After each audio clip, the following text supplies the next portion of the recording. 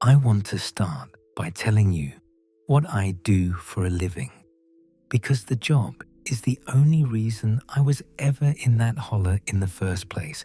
And if I had been almost anything else for a job, I would not have a story to tell you. My name is Hollis Tremblay. I am 38 years old. I drive long haul out of a distribution center outside Knoxville, Tennessee. Mostly dry goods. Mostly the kind of small towns that the bigger carriers do not bother running freight to anymore, because the loads are not big enough to be worth their time. I am divorced, amicably enough, and I have a son who lives with his mother in Knoxville.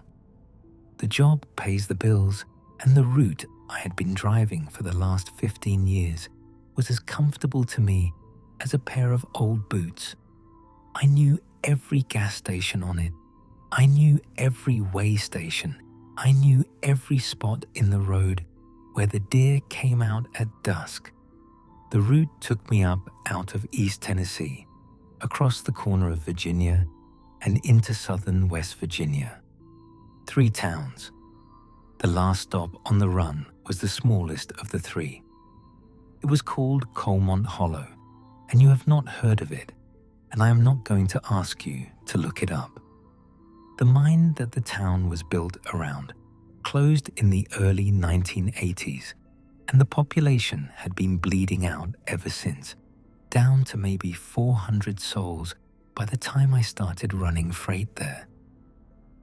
The road in was a single lane that switched back down the side of a mountain into a valley so narrow and so deep that the sun did not hit the bottom of it until almost 10 in the morning, even in summer.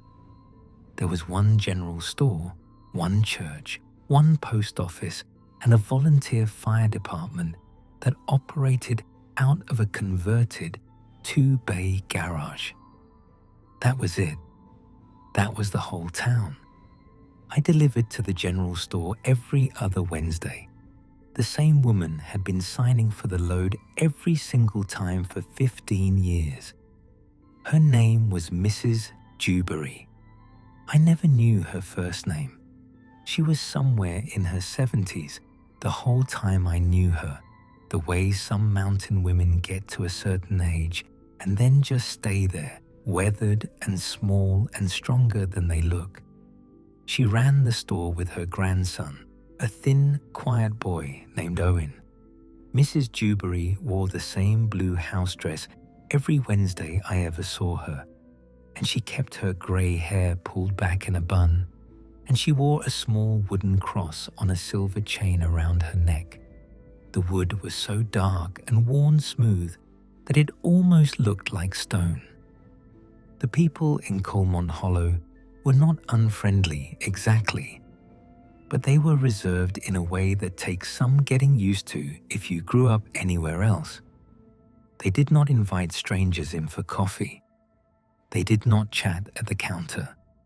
Mrs. Dewberry signed my clipboard 150 times over the years, and I knew almost nothing about her except the cross and the house dress, and the fact that every single Wednesday, before I climbed back into my cab, she asked me the same question.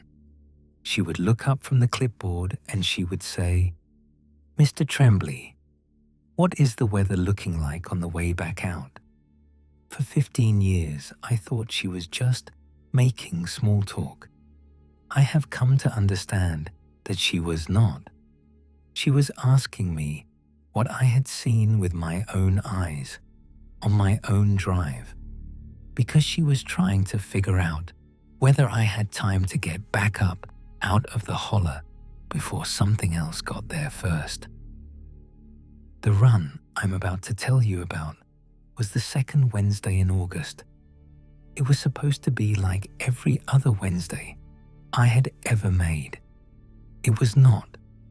I left the distribution center outside Knoxville at first light. I had done this drive so many times I could have done it in my sleep. I crossed into West Virginia around noon. The weather was hot and clear, that hard August blue, you only get in the mountains. Not a cloud anywhere I could see in any direction. I made the turn off for Colmont Hollow around 2 o'clock in the afternoon. The state route was empty. I downshifted at the top of the grade and started the long, careful descent into the holler. Partway down, the radio went to static. That was normal. The mountains killed the signal long before you got to the bottom.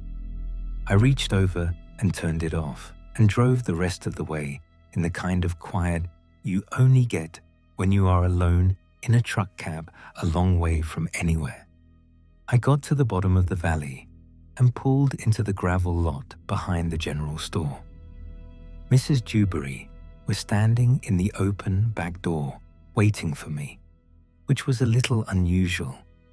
Normally, I would back the trailer up to the door and she would come out when she heard the air brakes. This time, she was already there. Owen was there too, leaning against the door frame behind her with his hands in his pockets. When I climbed down out of the cab, both of them looked up at the sky. They did it at the same time, the way two people do when they have been doing the same thing together for a long time. Then they looked at each other, and Mrs. Dewberry said something quiet to Owen that I could not hear, and Owen nodded once and went back inside the store. I said hello and got to work unloading. The pallets were not heavy that week, and the unload should have taken me 20 minutes at the outside.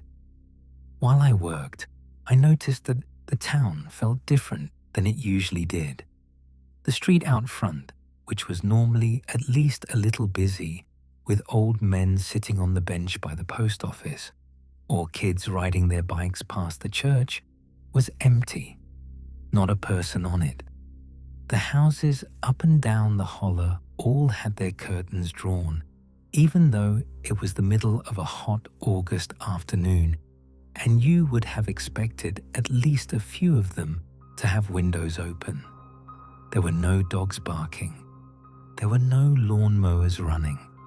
There was no sound at all except the sound of my own boots on the gravel and the hum of the cooler inside the store. It was the kind of quiet that makes the back of your neck itch without you being able to say why. I mentioned it to Mrs. Dewberry while I was wheeling the last pallet in through the back door. I said, "Where is everybody today, Mrs. Dewberry?" She did not look at me. She said one word, "Inside." I waited for her to say more. She did not. I got the clipboard out for her to sign. She took it from me with hands that I noticed were not entirely steady, and she signed it the way she always signed it, careful and slow. And while she was signing, she asked me the question she always asked. She said, "Mr. Tremblay, what is the weather looking like on the way back out?" I told her, clear as a bell. Not a cloud in the sky. I have not seen one all day. She stopped signing. She looked up at me. She held my eyes for a long moment, and there was something in her face I had never seen there before in 15 years, and that something was fear. Not nervous, not worried, afraid. The way you get afraid when you know exactly what you are afraid of and you have known it for a long time, and the knowing has not made it any easier. She said, "Mr. Tremblay, you need to leave right now. You need to get up out of this holler before 3 o'clock. Do you understand me? You need to be over the ridge before 3. I tried to laugh it off. I said, "Mrs. Dewberry, what is at 3 o'clock? There is not a cloud in the sky." She said, "The rain." I want to tell you what I felt when she said that, because it matters. I felt cold. The afternoon was 85 degrees, and there was no breeze, and I had been sweating into my shirt for 20 minutes, and when she said the word rain, I felt cold across my shoulders and down the back of my arms, the way you feel when somebody opens a freezer door behind you in a warm room. I tried to give her an out. I tried to give us both an out. I said, "Mrs. Dewberry, even if it does rain, I have been caught in plenty of mountain storms in this truck, and the cab is dry as a bone. I have a weather radio. I checked it before I came down off the ridge. There is not a system within 100 miles of here." She shook her head. She said, "Mr. Tremblay, in 15 years, I have never asked you for one single thing except your signature on a piece of paper. I am asking you now. Do not let the rain touch you. You get in your truck and you drive up out of this holler, and you do not stop and you do not roll the window down for any reason at all until you are over the ridge. If you cannot make it out before 3, you pull into the church parking lot at the second switchback and you come inside and you wait it out with us. With all of us. Do you understand what I am telling you?" I asked her if there was something in the water around here, some kind of contamination from the old mine. I was trying so hard to give her words a shape that made sense to me. I was trying to put it inside a box I had a name for. She shook her head again. She said, "It is not contamination. It is older than that." She said, "It does not happen every storm, Mr. Tremblay. It does not even happen every summer. Some years it does not come at all, but when it does come through, it changes people. And once it has changed them, they are not the people you knew anymore. They look like them, they sound like them, but they are not them." Owen was standing behind her in the doorway. He had come back at some point, and I had not noticed. He had not said a word the whole time. I looked at him over his grandmother's shoulder, and Owen met my eyes and gave me the smallest possible nod, confirming, telling me she was not having an episode, telling me to listen. I looked at my watch.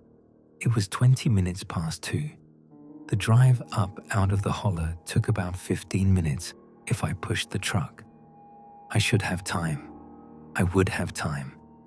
I told Mrs. Dewberry that I would be careful and that I would get out of the valley before 3, and I thanked her, and I meant it. I climbed back into the cab. She stood in the gravel lot watching me. Just before I put the truck in gear, she stepped up to the driver's side window and tapped on the glass. I rolled it down. She reached up with one hand and she pressed something into my palm. It was the small wooden cross from around her neck. The chain was still attached. It was warm from her skin. She said, "In case." She did not explain in case of what. Then she stepped back. I pulled out of the gravel lot and started the climb up out of Colmont Hollow. I got about a third of the way up the switchbacks when I saw the clouds. They were not coming from the west, the way storms are supposed to come in this part of the country. They were not coming from anywhere at all in the way that the word coming usually means. They were boiling up out of the holler behind me, climbing up out of the valley like smoke from a fire underground, dark in a way that made the rest of the August sky look pale by comparison, dark like the inside of a pipe. They were moving up the mountainside, faster than clouds should be able to move, and there was no wind pushing them. The air outside the truck was still. I pushed the truck. The engine ground and complained. The switchbacks were tight and I could not take them as fast as I wanted to without putting the rig over the edge. And I kept glancing in the side mirror and the clouds kept getting closer. The first drops hit the windshield when I was halfway up. They were bigger than rain should be. They landed with an audible smack against the glass, hard enough that the first one made me flinch. They left streaks behind them that did not bead up the way water beads up. They ran down the windshield slow and thick, almost like syrup, and they were not quite clear. They had a faint cast to them, the color of weak tea, the color of water in a jar that has been sitting too long. I turned the wipers on. The wipers smeared the drops across the glass, and the drops did not come off all the way. They left a film. Through the film, I could still see the road, but I could not see it well. And I was white-knuckled on the wheel now, leaning forward, and the rain was coming harder, and I could hear it on the roof of the cab. And that was the thing that scared me worse than anything else I had seen so far. Rain on a truck cab is a steady drumming. You know that sound if you have ever ridden in one. It is a flat, continuous sound, like static. What I was hearing was not that sound. It was a tapping. It was a lot of small sharp taps, one after the other, irregular, the way a hand drums on a table when somebody is thinking, the way fingers tap on a window when somebody outside wants you to look at them. It was rain that sounded like fingers, and once I heard it that way, I could not unhear it. I came around the next switchback and I saw, at the side of the road just ahead of me, a man standing in the rain. He was not wearing a coat. He was not wearing a hat. He was just standing there in the downpour with his arms hanging straight down at his sides, looking up at the sky with his mouth open. I could not see his face very well through the smeared windshield, but I could see that his mouth was open, and I could see that he was letting the rain fall into it, and I could see that he was smiling. I could see his teeth. I did not stop. I kept the truck moving. I passed him at maybe 15 miles an hour, and as the cab went past him, the man slowly turned his head to watch the truck go by. I could see him in my peripheral vision, turning, tracking me. I did not look in the side mirror after I passed him. I could not make myself look in the side mirror. I had the wooden cross gripped in my left hand against the wheel, and I was holding it so hard the edges of it were cutting into my palm. The rain got heavier. I could barely see the road. The wipers were making it worse, smearing the film thicker with each pass, and I was climbing the last steep grade before the ridge, and the truck was laboring, and I was talking to it under my breath, the way truckers do when they are scared and do not want to admit it. Come on, come on, come on now. I saw the church Mrs. Dewberry had mentioned at the next bend, a small white clapboard building set back from the road in a flat spot dug out of the side of the mountain. The parking lot had 3 or 4 pickups in it, and the lights were on inside, warm yellow lights spilling out the windows into the grey of the storm, and I could see figures moving behind the glass. Living figures. People moving the way people move when they are talking to each other, gesturing, walking back and forth. People who were inside. I almost pulled in. I had my hand on the turn signal. I was already slowing down, but the ridge was so close. Maybe another minute of driving. Once I was over the ridge, I would be out of the storm and I would be back in the world where rain was rain and people were people. And I wanted very badly to be in that world again. And so I took my hand off the turn signal and I kept going. I made it to the top of the ridge. The road leveled out. I looked in the side mirror and the storm was still down in the hollow behind me, a black wall of cloud filling the valley, like water in a bathtub, with a top edge that was as flat and level as a ceiling. Up on the ridge, it was sunny. The August sky was as blue as it had been an hour ago. There was no transition zone. The line between the storm and the clear sky was as sharp as if somebody had drawn it with a straight edge. I pulled over onto the shoulder. I sat in the cab with my hands on the wheel, breathing hard, listening to the engine tick. The wooden cross was still in my left hand. I had been gripping it so hard it had left an imprint of itself in my palm that I could still see 2 days later. I got out of the truck to check the windshield. The rain had stopped up here, of course, because there was no rain up here, but the residue was still on the glass, that faint tea-colored film. I touched it with my finger, and my finger came away sticky. I smelled it. It did not smell like anything. I wiped my finger on my jeans, and the stain did not come off. It is still on those jeans. I threw them out eventually. I walked around the truck. The whole driver's side was streaked with the stuff. The wipers had left arcs of it across the windshield. The hood had spots of it where the heaviest drops had landed and run. I stared at the truck for a long minute, trying to make myself think about what I was looking at. And that is when I heard the tap. It was coming from the back of the trailer. A single sharp tap, like a knuckle on metal. I went very still. I waited. Another tap, and then a third one, in a different spot, lower down on the trailer wall. I walked around to the back of the trailer. The roll-up door was closed and locked the way I had left it when Mrs. Dewberry signed for the delivery.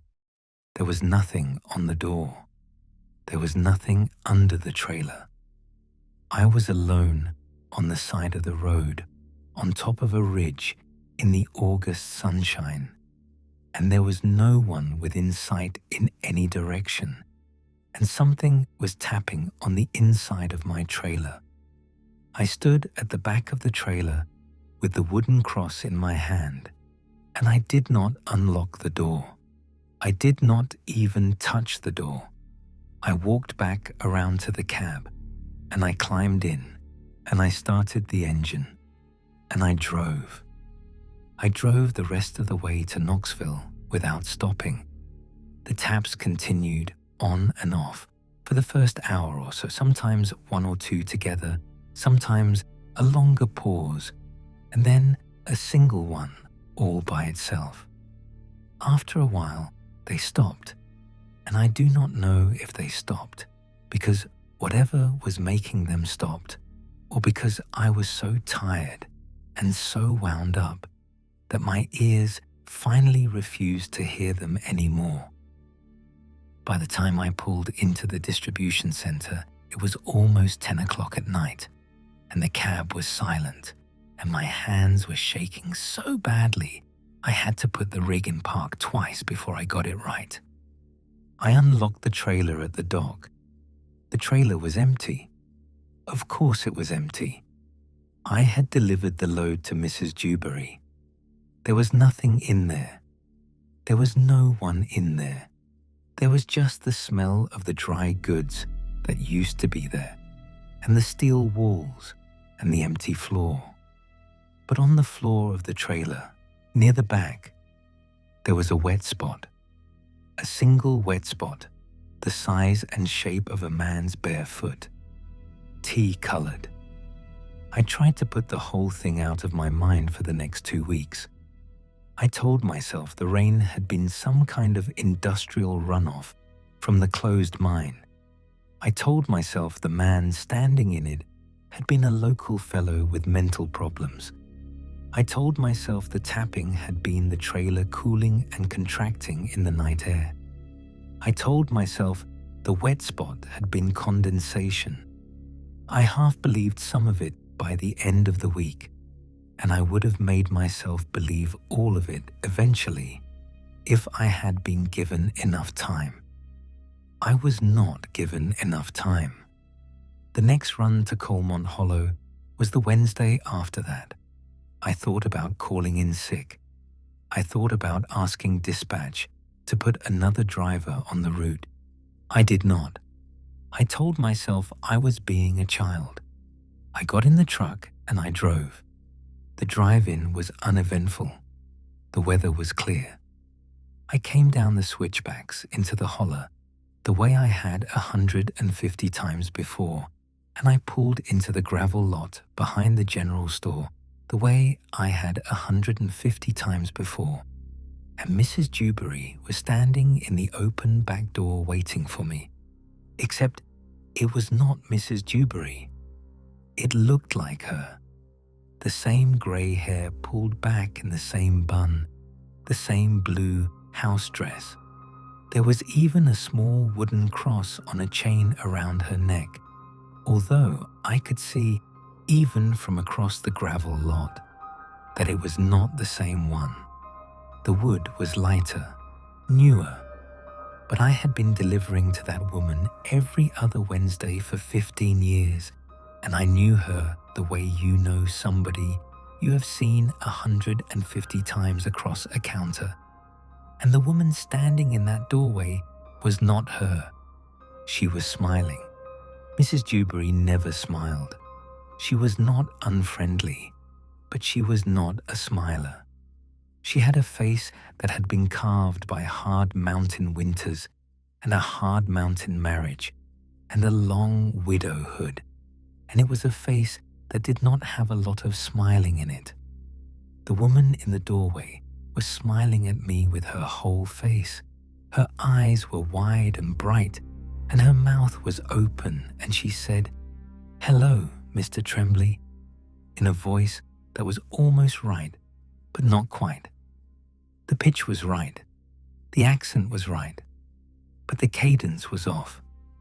It was the cadence of somebody who had heard Mrs. Dewberry's voice many times and was doing their level best to copy it, but had not gotten it all the way correct. I stood there in the gravel lot with the engine of my truck still ticking behind me, and I could not move. I could not make my legs work. The woman who was not Mrs. Dewberry said, "Come on inside, Mr. Tremblay. We have been waiting for you. The whole town has been waiting for you. We are all so much better now. You should come inside and let us tell you about it." Owen was not in the doorway behind her. I looked past her into the dim back room of the store, and I could see other figures in there, 3 or 4 of them, standing very still, watching me through the doorway. They were all smiling. I took a step backwards on the gravel. The woman who was not Mrs. Dewberry took a step forward out of the doorway into the gravel lot, and that was when I noticed she was barefoot. Her feet were pale and clean, like they had never touched a floor, like they had never walked anywhere in her life. Mrs. Dewberry would never have come outside barefoot. Mrs. Dewberry was the kind of woman who put her shoes on to take the trash out. I turned and I ran for the truck. I climbed into the cab and I locked the door and I started the engine. The woman did not chase me. She just stood there in the gravel lot, watching me, smiling, with her bare feet on the sharp gravel and her face turned up toward the cab of my truck. As I pulled out of the lot, I saw the others come out of the back door of the store and stand behind her in a loose half circle. All of them barefoot, all of them smiling, all of them watching me drive away. I never delivered the load. I drove the rig all the way back to Knoxville with the bay still full, and I turned in my keys at the dispatch office that night, and I told them I was done with that route. I did not explain why. The dispatcher looked at me for a long moment, the way men in this part of the country sometimes look at you when they have decided they do not want to know. And then he just nodded and took the keys. I still drive long haul. I have a different route now, one that takes me west instead of north, out across Tennessee and into Arkansas and Missouri, through country that is flatter and drier, and where the storms come from, the direction storms are supposed to come from. I have not been back to Coalmont Hollow. I do not know if anybody is still running freight into that hollow. I do not want to know. I still have the wooden cross Mrs. Dewberry gave me, the real Mrs. Dewberry. I keep it in the glove compartment of my truck. Sometimes when I am driving through a thunderstorm, I take it out and I hold it on the dashboard until the storm passes over me. I know that does not make any sense. I do it anyway. I am telling you all of this for one reason. If you ever find yourself driving through the backcountry in a part of the world where the hollers are deep and the towns are small and the people have lived in those towns for a long time, and you stop somewhere to fuel up or to get a sandwich, and the woman behind the counter looks up at the sky and asks you what the weather looks like on the way out, you do not brush off the question. You answer her honest. And if she tells you very calmly, very seriously, that you need to get up out of the valley before a certain hour, you do what she tells you to do. You do not argue. You do not laugh. You get back in your vehicle and you drive. If you cannot make it out in time and the storm catches you on the road, you do not stop and you do not roll the window down for any reason, and you do not, for any reason in this world, get out of your vehicle. You do not look at the people standing in the rain. You do not let any of it touch your skin. Not on your hand, not on your face, not on the back of your neck, where the wind comes through the cab vent. Not a single drop. Because Mrs. Dewberry was telling me the truth, and her grandson Owen was nodding, because he knew it was the truth. And what comes down in that water is not water, and what it does to a person cannot be undone. And if you make it out, and you get to the top of the ridge, and you look back down into the valley, and you see that the line between the storm and the clear sky is as sharp as a knife edge, you do not turn around. You do not go back to check on anybody. You do not try to help. The people down there are past helping by the time you would ever reach them. And the ones who are not past helping are the ones who knew enough to be inside a building with the doors shut before it started. One last thing, and then I am done.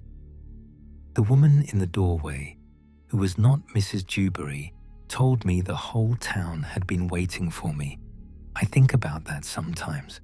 I think about it in the middle of the night, lying in my bunk at a truck stop somewhere in Missouri, listening to the rain on the cab roof and waiting for it to start sounding like fingers. I think about how many other towns there might be, tucked into other hollers in other mountains, where the rain has already been through, where everybody is barefoot and smiling and waiting very patiently for the next outsider to come driving down out of the high country with a truckload of dry goods and a clipboard and no idea at all what is coming. I hope none of those towns are on your route. But if one of them is, and you find out about it the way I found out about Coalmont Hollow, I hope somebody is there to give you a small wooden cross before you climb back up into your cab. And I hope you have the sense to keep it on the dashboard for the rest of your driving life.